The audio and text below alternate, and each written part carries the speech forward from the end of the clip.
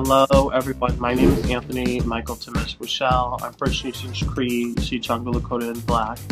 My Indian name is Ishkwade, which translates to fire, and I am living in the city of Chicago on the northwest side. The problem that we've seen, there wasn't really a space for Native people. Oftentimes people think, well, how can a Native person live in a large city? Because Native people lived there before that city was created, and Native people have lived there while that city was being created.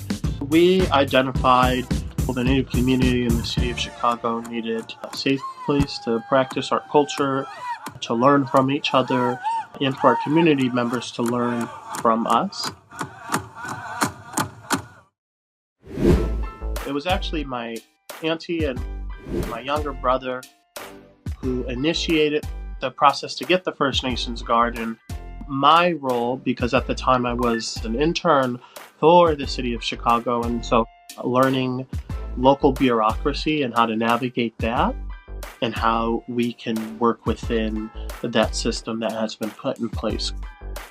We then submitted to our local elected official a proposal.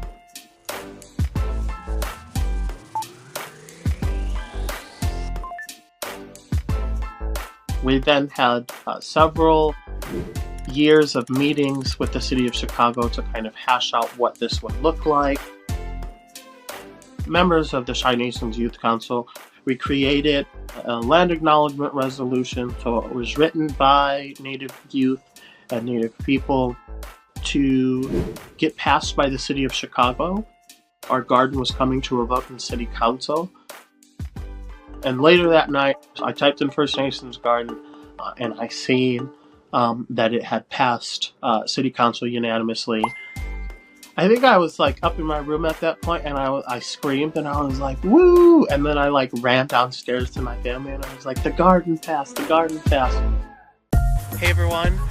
So I'm here at the First Nations Garden right now. I think that this place really means a lot to Native people, and we are actively participating in, civic engagement and asserting our rights as Native people here in the middle of the city of Chicago, quite literally, right? I'm surrounded in a concrete jungle. We were able to open up the garden with the reading of the land acknowledgement resolution. It was a very snowy and cold day, but the cold didn't bother me so much because I was just really excited. We opened up the garden, and that's when it became real, right? When we had actual access to the land and to the garden.